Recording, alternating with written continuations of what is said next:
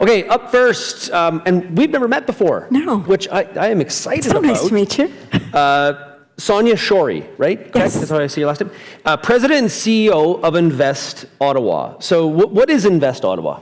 We are the lead economic development agency here in Great Canada's capital. We support every step of the business journey, serving founders, business owners, and companies. And we help them to drive our productivity, our performance economically, our growth by creating jobs, attracting investment, commercializing new IP, and driving our GDP. How do we do that? 5 key ways. We help entrepreneurs launch, grow, and scale. I have a scribble of an idea all the way up to 100 million in revenue. We help to attract companies and investment in from around the world, primarily Europe, Asia Pacific, and the Americas. We help to retain and grow and cultivate top tech talent that's needed for companies to drive their productivity and their competitiveness. We facilitate innovation collaboration at a place called Bayview Yards. I hope some folks here have joined us. That's where we bring together birds of a feather who flock together to pursue a shared goal in innovation. And the one that I'm really excited to be here about today is the commercialization of technology faster, safely, and that takes place at Arex.O, where we have a 100-acre innovation farm that I'm looking forward to chatting about today. Great stuff. Also, somebody that needs really no introduction with this audience. It is MP for King's Hants. I used to say Haunts. It sounded very King's Haunts. Western accent. Yeah. King Hants in Nova Scotia. Parliamentary Secretary to the Prime Minister, Mr. Cody Blois. Cody, we heard Murad. He described you as good friends. That's a good thing. That's That's a good guy to be friends with. Is there anything you disagreed with that he said? Well, first of all, let me just say good morning to everyone. Sean, great to be back on stage with you always, and thank you for the work that you do for championing agriculture across the country, across the continent, around the world. Thank you to our delegates here at CFA and the work that you do in all corners of our country to advocate for the needs of agriculture. So I know we're bright-eyed and bushy-tailed today. Maybe you had a few drinks last night, but you're looking good out there. Look, for Murad, it's hard to disagree with he's very compelling. I thought one of the things that I thought was important is he talked about the fact that we have set goals in agriculture, right? I think part of the challenge governments have had, MPs have had, is agriculture is a strategic sector in this country. We have a long history of feeding the world, feeding ourselves. We have the natural endowments. We have the expertise in the room. But I think sometimes the sentiment is the folks in the room don't feel as though governments are always necessarily talking enough, or perhaps with the level of nuance that you want to see, that we're dialed in on the specific questions. I thought it was telling for Murad to talk about the work that he had done during the Barton Report era and talk about the growth and the fact that we've met those targets. Maybe we could even go further. I think there's an opportunity to build upon that. I agree with Murad that $65 billion over a 5-6 year growth period is impressive. We can do even more. And I think that's where I look forward to the discussion today. And I think we're in a critical moment. For the first time in many generations, Canadians during the pandemic said, oh, right, I have to actually ask myself, where do I get my food from? And there was a brief but fleeting moment where Canadians were really dialed in about making sure we were supporting local, what are we doing to support farmers, where are we getting our food? And then, of course, we kind of snap back into, the normal, the new normal. The next nexus right now is the cost of food. And this is something that is drawing attention in the House of Commons.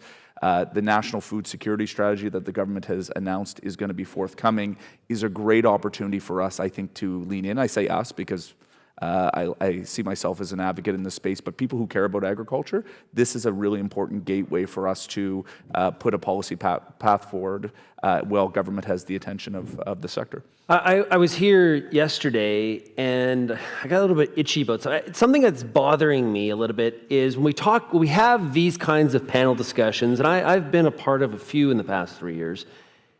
A lot of times the first question out of the block is, what do we need government to do? And it's kind of bothering me. I'm not sure that should be our first question.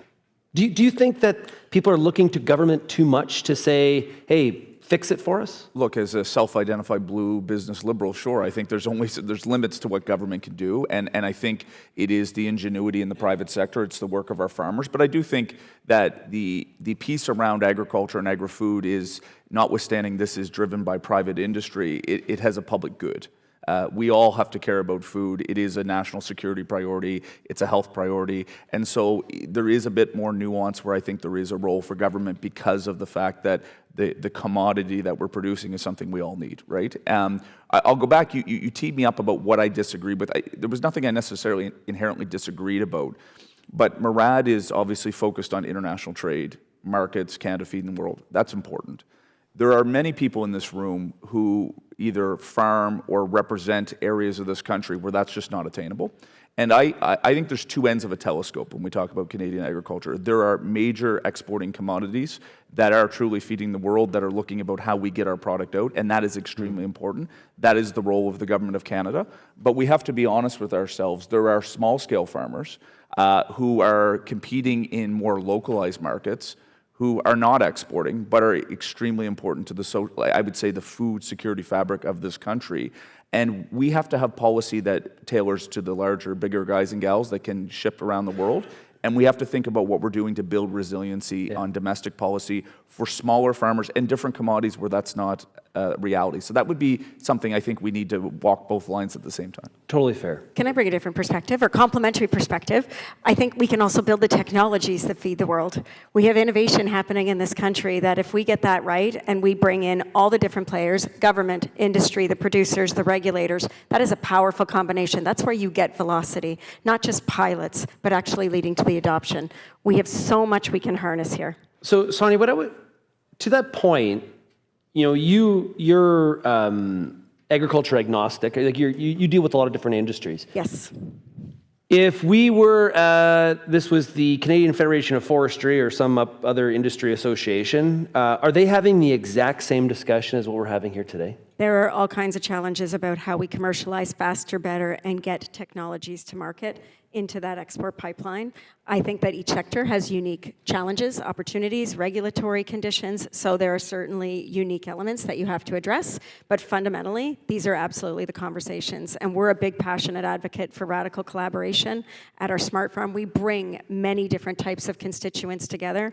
We are funded primarily at that particular part of our business by FCC. If Justine is in this room or anyone from FCC, we are very grateful. You are changing the landscape. That $5 billion consortium investment that was just announced is going to be groundbreaking, and it is a complete game changer. I think that looking at the capital environment, the regulatory environment, the commercialization path, which looks different in every sector, and making sure there's trusted relationships in places like sandboxes, like our Smart Farm, and we are part of a national network across this country that is funded in part by FCC together with other levels of government. That is where those innovations are happening, where we're bringing producers together with regulators and all kinds of ag tech innovators, and they're working together in novel ways that are safe, that are controlled, where you can actually see and get that early adoption and that buy-in. Okay, so hold on here. So if we don't have a money problem, because you talked about all the money that's Game change, starting to change, right? Okay, Capital so- landscape is a big challenge, just to be clear. Do you agree with Murad when he says we have a scalable, we have a mindset issue when it comes to scalability? So I'm coming to you from Invest Ottawa, where every single day we work with entrepreneurs who are bravely scaling, and we are a global tech hub. So what I see in our city is incredible mindset. I see bootstrappers who are capital efficient and don't take capital when they don't need to, who are scaling and doing incredible things. We have several $100 million companies and companies like FullScript that are at $1 billion in revenue. I don't see in our city that mindset challenge.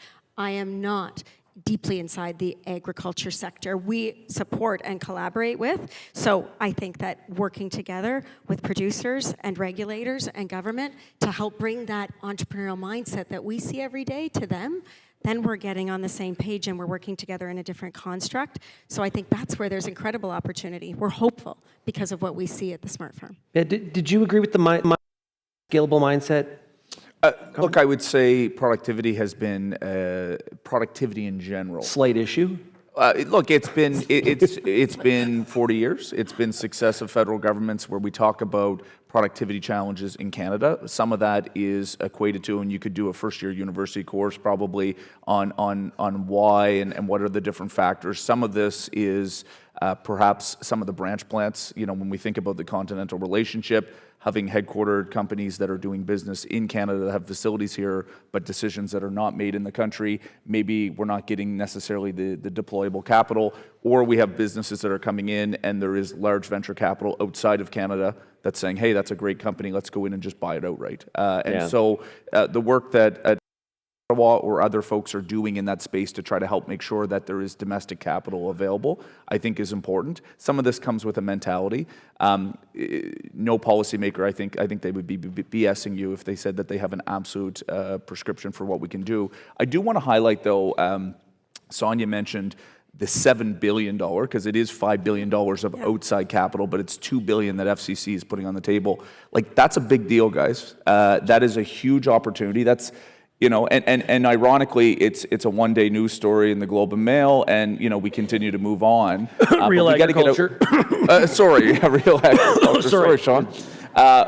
And that's great, and you're reaching the audience that we need as well. But you know, like, that's $7 billion available for the agri-food sector in this country. That's not insignificant. I think we have a huge opportunity, and I would encourage you as advocates with the government. You look at the work that the Prime Minister has done to secure sovereign wealth investments from the UAE, $70 billion. Qatar, inward investment, I think almost of $100 billion US.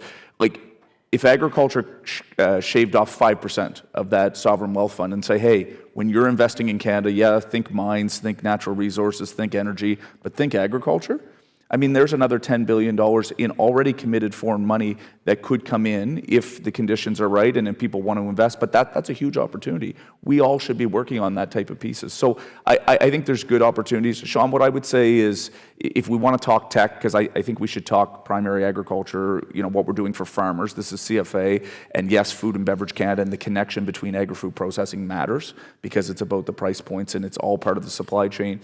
I think artificial intelligence, it's going to be, look, it's pervasive in our society. We're seeing it, and there's both benefits, there's some downsides, but it's expected to add about $15 trillion to the global economy in the next 9 years.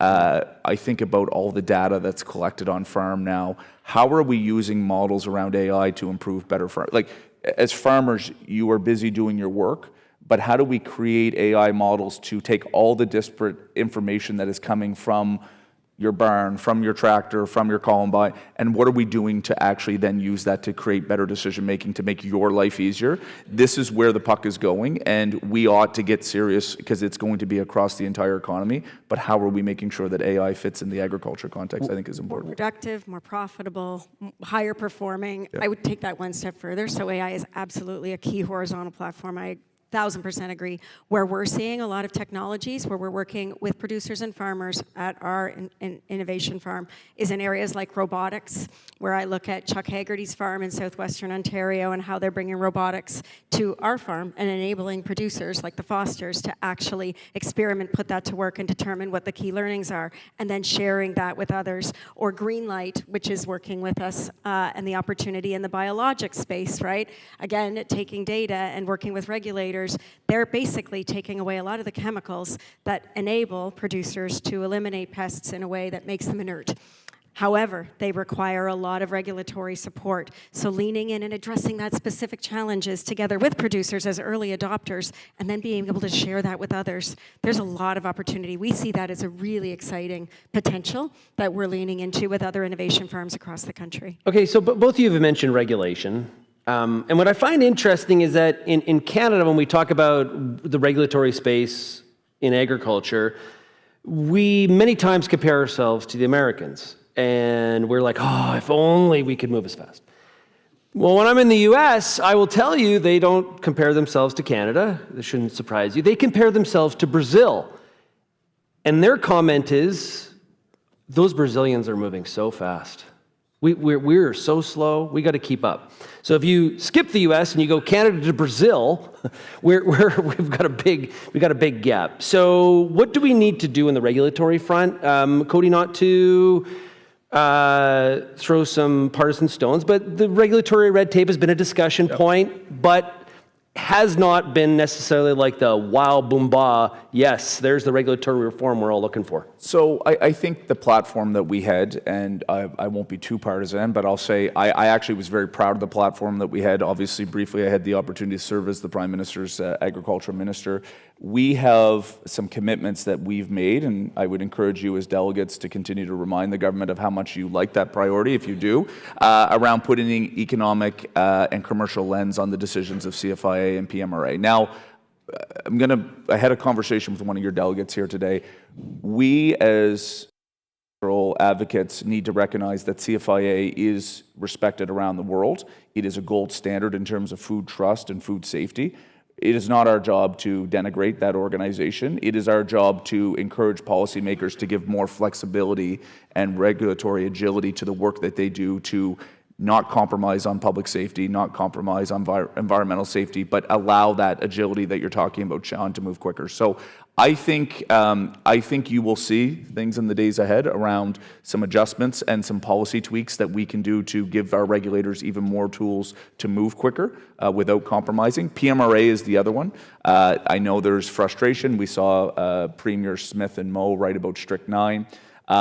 These are the type of things that I think is not only good public policy, but frankly, is what you guys are talking about as issues that we have to move on more quickly and to address some of the regulatory competitiveness. The other piece I would say, Sean, is relying on the science and evidence of other trusted jurisdictions. And please. This is, and look, you mentioned Brazil. We need to be quicker. There may be some policy scopes that we may not agree as Canadians on all things that Brazil is doing around its sustainability. Fine. But what can we do with New Zealand, Australia, maybe the United Kingdom? Agencies, and the best example I'll give you is not all of our commodities in this country are major commodities. Some of you are farming in minor commodities in Canada vis-a-vis other international competitors. I love the sheep industry here in Canada, but we have a small sheep industry compared to New Zealand, Australia, United Kingdom, if we're being objective. And so if you're a global manufacturer of feed additives or vaccines for sheep, you are not registering in Canada as a starting point. You are registering in Australia, you're registering in maybe the UK, because that's where you're going to get your best market return. And maybe you will choose down the line to say, okay, we ought to register with Canada so that we can commercialize our sheep vaccine for Canadian producers. But you may actually say, you know what, it's not worth it because we're not going to get our commercial return because by the time we go through a 2-year process, there's not enough of an industry there. We're putting our sheep farmers at a disadvantage if we are not relying upon the evidence, let's say, of the UK. If they've approved this vaccine, I can promise you that if the United Kingdom has approved that vaccine, there's a 99.9% chance that our regulators are going to take a look at that and say yes. So that is the information sharing that we have to get better at. It's not my job to say what a trusted jurisdiction is. I think that's probably amongst the officials and the regulators. But we can perceive that that would be countries like Australia, perhaps like Japan, like New Zealand, that we know that the science that has been used to get to those regulatory decisions in those jurisdictions is robust.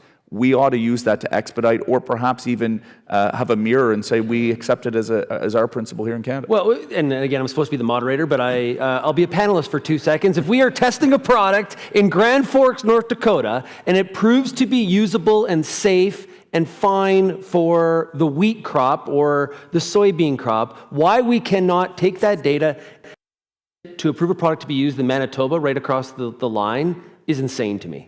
I do not understand that. Sean, I think to be fair, there is work. I think if you had Paul McKinnon or the AGM who's involved in PMR, they would talk to you about some of the work that is happening. Like, I don't think we should be suggesting that there's no collaboration.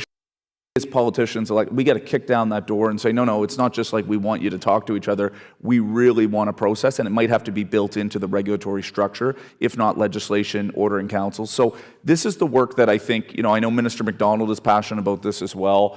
We have a Prime Minister, by the way, who is deeply focused on process of moving things along. A lot of that has been an expression by the government in the energy space, major national projects. How do we get going? we as agriculture advocates in this room can say, hey, we really like what you're doing on that side. Here's how it applies to our sector, and let's continue to see that type of, I think, momentum from the government in that space.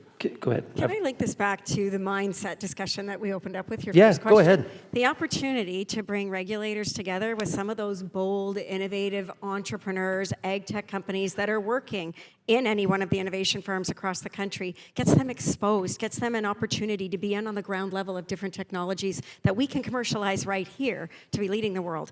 And that inspiration may not come through the standard means, which is why we're so excited this network has been funded.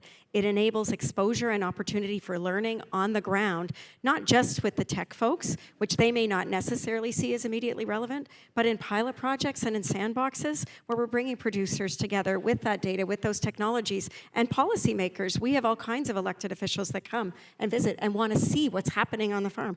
Imagine if we just replicate that. This is funded infrastructure. It's a choice, and it's an opportunity to foster that mindset inside the regulatory framework. It's a very, very big challenge, and I respect it deeply. I'm not an authority like these two gentlemen in this space, but I will say velocity, commercialization, and adoption, risk mitigation, that's a big challenge. We have a lot here. We just need to harness it differently. And I love that word velocity. It's one of real agriculture's core values. I often get frustrated that we're not moving with enough velocity when it comes to this. We recognize the opportunity. We recognize the potential. It's the action part and the action with speed and the velocity that I think is one of our real cultural challenges in Canada. When you think about the focus on defense, and I talk about defense a lot because that's a very big area of strategic importance for us here in Canada's capital and the work that's been on the defense industrial strategy. Dual-use technology, huge opportunity. Agriculture, we do a lot of work in drones and counter drones. That's one of our areas of strength, and we are seeing a wealth of applications for drone technology, and we have drones that are being used in pilots and projects that directly support agriculture, precision farming. I just think that it's harnessing, it's making a choice, being intentional, to pull together the right constituents, to make the right changes, to work with policymakers, to mitigate risk while also maintaining that velocity. It is absolutely possible, and different decisions are being made now because we have to, because of the geopolitical challenges we are facing at this point. So, Sonia, I want to go back to the $7 billion. What is the right strategy in terms of, it's one thing to have the amount, the deployment is really critical. Some would say Canada has a little bit of a spread the peanut butter approach too much, where we don't want to offend anybody, we don't want to have to pick winners, and obviously who we admit is a loser. And so we just give a little bit to everybody and say, do your best. Do you think we need to change that strategy? I think that there's always an opportunity to change that ratio, to change that balance. I'm from a small town, I'm from Brockville, and so I definitely see the opportunity that some of those investments that have been distributed make, and of course I'm certain you'll have very important perspective on this. I do think it's important that we look at the data, that we look at where we're gaining traction, where we're harnessing our strengths, and yes, picking more winners. I do support that. I think that's an important opportunity to double down where we see the potential for Canada to lead, to generate revenue that drives a lot of benefit back into our GDP, but it's a balance. So I won't say abandoning that opportunity to look at where there's opportunity to plant seeds and rising stars. That's equally important. So if I bring this into a defense context, we have a lot of primes, we have a lot of international primes, and we don't have enough domestic sovereign capabilities and companies that are primes themselves. We have CAA and a few others. Imagine if we start planting seeds and choosing winners so that we have more domestic capability. If we do that right now in all of the sectors, then 10 years from now, we will absolutely have a stronger industry. Winners in these areas that can compete internationally, that are the big elephants, and not a sprinkling of startups and scale-ups that are still struggling. So I'm hoping that that capital, and I don't speak for FCC, we admire and we are grateful for this opportunity because it is game-changing, as you've mentioned. Sean, what I'll say is, I would agree that let's go pick our big winners, but I'm going to go back to the point that I made, and I think it'll resonate in this room. We have major ag producers and some farmers here that would have 10, 15, 20,000 acres in the prairie provinces, and your cash flow would be millions upon millions. And we have people in this room who are probably under $1 million in revenue. Mm-hmm. Like there's different strata in the country. And so you have to have programs that I think can scale to some of the world's largest companies like Murad, and we should be proud of that, and that's important. But if we are going to keep up the overall health of agricultural industry, we need to also have policies that are focused on small, like I would call SMEs, and what are we doing to scale? And I also think one of the biggest national policy questions that I think is coming to a head in the next 5 to 7 years is farm transition. I think the average age of our farmers right now is 57 years old in this country. I had the privilege of meeting some of the young farmers from Saskatchewan yesterday. I saw the young delegates from PEI. We have a structural challenge where the size of the average farm, with some of the consolidation and economies of scale that have been built, which are important on a global sense, has meant that the cost of acquiring an average farm in this country continues to go up because the capital costs, this is not, grandmother's, grandfather's farm anymore. It's not about having a cow in the backyard. Like, this is big business, and the costs are significant. The ability to acquire land, depending on where you're at in the country, expensive. And then the economic margins, depending on the commodity, some commodities, frankly, have higher margins than others. The math isn't working out. And so we do have Canadian Agricultural Loans Act. FCC has done some valuable work in this space. I think this has to become an FPT, private sector banks, FCC, and a bigger conversation about what type of mechanism are we going to put in place to help smooth over a 30-year position. Because the biggest question as a young farmer, if you want to get into the sector, whether you come from a farm family or you want to bring your expertise and energy from outside of agriculture to help support the sector, is one, can I get access to capital? And depending on the commodity, that varies. Two, if I can get access to the capital, can I afford to service the debt? And in the environment that we're in, if we don't get serious about that question, to me, that you're not going to have the young talent that's got to come in to drive this sector for the next 30 or 40 years. That's what I think we all should be thinking about in the days ahead. So I love what you just said with respect to the stratification, different needs. You can deploy different types of money, different types of capital and opportunity for each type of organization, for each type of producer, for each type of technology innovator working in ag tech. We absolutely need to build a pipeline. If we abandon the development of that next generation, we won't have a sector 10 years from now, even if we've chosen a few winners. So it is critical to invest in different ways, looking at the specific needs of smaller markets, smaller farms, smaller producers, as well as making those investments. I don't think it's an all or none. I think it's a ratio. Sonia, in that world that you live in, how are we talent-wise? Because we talk about labor all the time in this sector, but in your world, how's our talent? Are we talking strictly tech, or are we talking agri-tech and supporting this particular sector? You could either or if they're different. So we're very excited about the incredible talent that we have coming out of our post-secondary institutions. Our post-secondary face immense challenges. The opportunity to make sure that we're retaining this talent, keeping them here, creating the living conditions, the affordability that will allow them to grow great lives as well as great careers is something that we're very concerned about and very focused on. We have incredible tech Olympians here in Canada, and certainly in Ottawa, Global Tech Talent Hub. 1,800 tech companies, almost 100,000 tech workers, and the top tech talent concentration in all of North America, ahead of Silicon Valley, 6 years running. So we've got immense talent. We need to grow it. We need to be attracting more talent in. We need the immigration policies that will allow us to do that intelligently, and that also requires the infrastructure across all of our municipalities, cities, to ensure that we can support and sustain all of those incredible tech workers that we need to grow. We're all about growing the tech talent pie in Ottawa. We are not funded fully to do that, so we work in collaboration with all levels of government and many partners. But I will say I believe in the talent we have here. We need more, we need to retain it, and that takes a whole lot of parts of this interconnected system to work properly.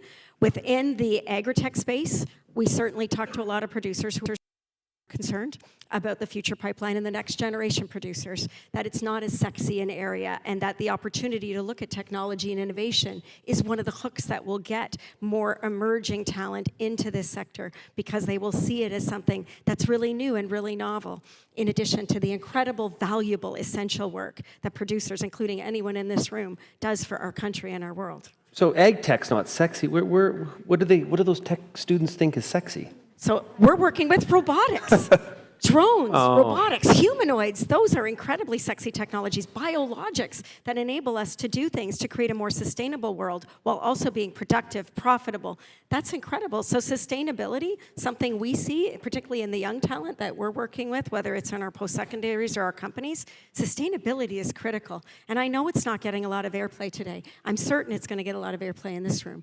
But it is essential, and it is a competitive advantage. And if we don't focus on it, we are going to have a whole series of challenges that impact our economy down the road. Cody, from an agriculture standpoint, when you were named to be Parliamentary Secretary to the Prime Minister, I think a lot of people jumped to, ag is in the room, around much closer to the Prime Minister than the previous version of the Liberal government under Prime Minister Trudeau. What's the most interesting question that Prime Minister Carney has asked you about agriculture? That's a good question. That wasn't in the note sheet before. Wasn't it? It was not. I love it. I won't. I'll do my politician. Oh, dance don't here. give me the I can't divulge the private conversations with the Prime Minister.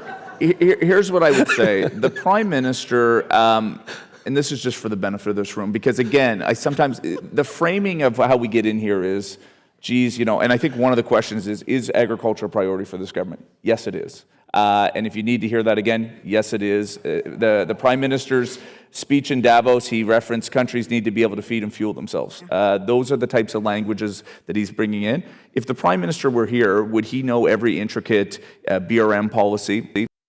But I tell you, he's a very quick study. He comes from Western Canada in Alberta. He knows that this is an important sector to the country. And case in point, Murad said it, but we were just in China.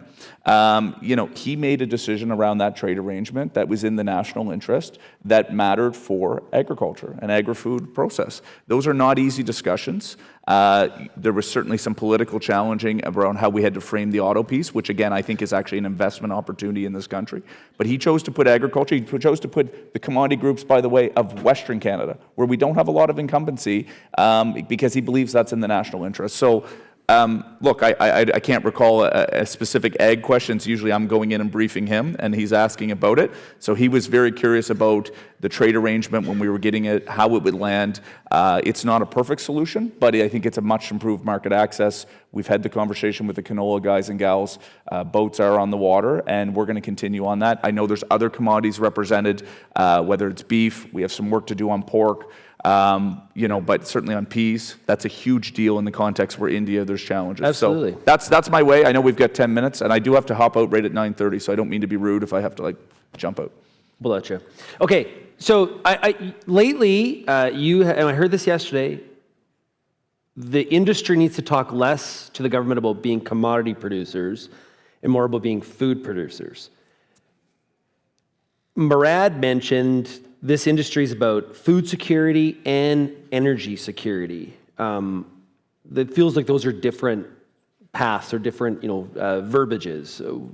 Why do you think talking more food than commodity is important? Here's what I would say. Murad talked about the growth and the success that we've had as an industry, and notwithstanding there's challenges out there, and I think there's, the different strata I talked about and how we tackle that from a policy perspective. There are good things happening in agriculture. We need to be positive in telling our story. I think it's fair comment to say that sometimes, regardless of political stripe who's in Ottawa, there's an expectation that Canada's agriculture sector will just do well because it always has done well, and we have the natural endowments, and isn't that great? Farmers are doing great stuff across the country. We've grown our export. And so sometimes I think there's a complacency, not only within the sector, but I would say within Ottawa. And if you're in the Department of Finance, you're in different departments, you just say, okay, well, agriculture's doing well, and it always has, and I think it will. And I think what's happening right now is government is chaos.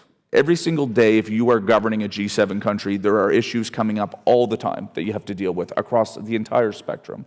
And so the idea that there's going to be an innate, sustained, long-term focus on something that matters to your industry is fallacy. And it wouldn't matter what industry association you're talking to. Governments are constantly trying to move in that direction. So we have an opportunity right now where, because of the geopolitics of the world, because that food prices and affordability are top of mind issues for Canadians, and the government has said that they are coming with a national food security strategy. This is a moment in time that I think it's really important, and those don't always come along, Liberal or Conservative governments, it doesn't matter. This is a moment in time where we can actually catalyze and use the deep and innate focus that government has right now around food security, around Canada's ability to export in the world. The trade piece, I think, is we're doing very well.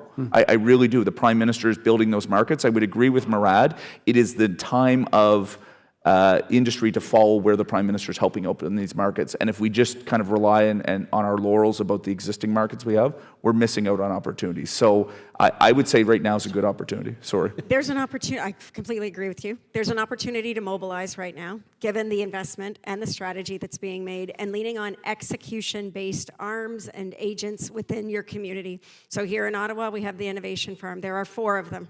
They are executing on the strategic goals and the policy that is currently being set, and it is an opportunity, but it's a choice. So being bold, adopting some of that entrepreneurial mindset that was spoken about earlier, and knowing what exists in each of these labs, the opportunity to come together with folks that you might not see and drive forward on objectives that maybe you never even thought you had. We can be bolder, we can be more ambitious. I'm a big fan of some of the Toby Lukey, the Shopify, right? Opportunity, like Canada needs that swagger. We can bring that swagger to every single sector. And now we have a Prime Minister who is making very specific bets and long-term priorities. We are very excited about it, and we see it as an opportunity, but we all have a choice to make. We've mobilized here in Ottawa around some of them. Every community can do it. And being, both of you have mentioned we need to be bold. And that's maybe, we need to push ourselves in that regard, because I think that's a little, in some ways, kind of opposite of the Canadian culture. Like we're humble and quiet and kind of go about our business, different than some of the other cultures in the world. So I think we really need to push ourselves when we talk about being bold, and maybe like Canadian bold times 3. I was really inspired by the speech in Davos. Everyone is talking about it, and we are looking at it as an opportunity to translate those very values into action at a troubling time. We are in a completely different place. So now we absolutely, as a country, have to make these changes. It's not a choice. So being bold is almost a necessity, in my opinion, but it's the plan to get there. Because you can have a vision, and if it's not backed by action and execution and resources and intention, it fails. So I would say that's a call to action for everyone in this room, an opportunity for us to lean in and harness our strengths and put them to work in a different way, because there has never been a more important time to do it. I have one way that I've phrased it, Sonia, is we need to be more comfortable with breaking shit. Yeah, and taking risk, and taking responsible risk, data-informed risk, right? Yeah. And so, I agree. Cody, do you think we need to break more shit? What's your look? I think You learn from that. You learn from that when you headline. P.S. The Prime Minister says, "Let's break more shit." So what'd you learn at the meeting, Cody? Well, we need to break more shit, Mr. Prime Minister. I think we have to create a culture of a willingness to accept more risk, and that's the same way to say the same thing. Look, last thing, again, I want to highlight. I was talking. Is it Steve Peters? I forget. Yeah, there he is. There he is from down in southwestern Ontario. Like guys and gals, the government has just announced that there will be an immediate expensing of greenhouse infrastructure in the country. Now, important question about how that's going to be framed. That's the work of you to provide suggestions to the government of what the definition of a greenhouse could be, because in Leamington, that could be $1 million under glass per acre.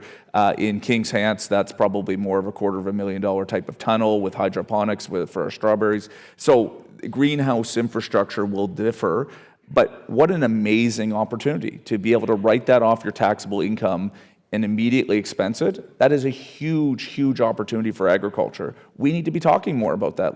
And again, I hope that's welcome news for the sector, those who compete in the greenhouse and horticulture sector. $500 million through ISED. I think it's an important start around agri-food processing. $150 million at the regional development agencies, and I think that gets into the strata of smaller kind of agri-food, SMEs, and maybe some primary ag that we were just talking about. So there's good things happening, but now is the time for us to collectively push. I think it forces all, and look, was the panel yesterday, Sean? Did they have the minister and critics and all that stuff in yesterday, or was that today? I think Minister McDonald's here today. It's today. So, I mean, look, the more that the government comes out, the more that the other opposition parties will also have to up their game about what their ag policy is. And without sounding too partisan, I think for far too long, what has happened in previous iterations of our Liberal government is we don't have a whole lot of incumbency in many of the areas where food is produced in the country, which means your connection into the central element of the party and the government is not always as high. And I would, respectfully offer that sometimes we're not as competitive enough in the spaces, which leads to a bit of a muscle memory where the opposition, although there are great members and some good ideas, I think they they need to up their policy chops a little bit too. And the more that it becomes competitive in that space, I guess for our friends in Quebec, again, there are good block suggestions as well. But the more we can be competitive in the space, you're going to breed better policy, and it'll make the parties compete even more and more for, I would say, the electoral advantage in this constituency, but also just to show that we have the chops in this space. So I think that it's our work to do that. Same is true in business. Go ahead. Same is true in business, right? The more seeds we plant, the more competition we have, the more opportunity, the more different innovations, the stronger we'll be. You know, we have a tremendous opportunity, as the panel has discussed. Agriculture is not only a rural economic driver, it's an economic driver for this country. And the diversity a lot of times is talked about from it's kind of a disadvantage because we have so many different interests, as Cody had mentioned, big, small, geographical. There's a ton of different, like in BC alone, I think it's like 200 different commodities, you guys. So, but the diversity can also be a major strategic advantage for us as well as we do provide food security and energy security, as Murad did mention. Let's give our panel a great big round of applause.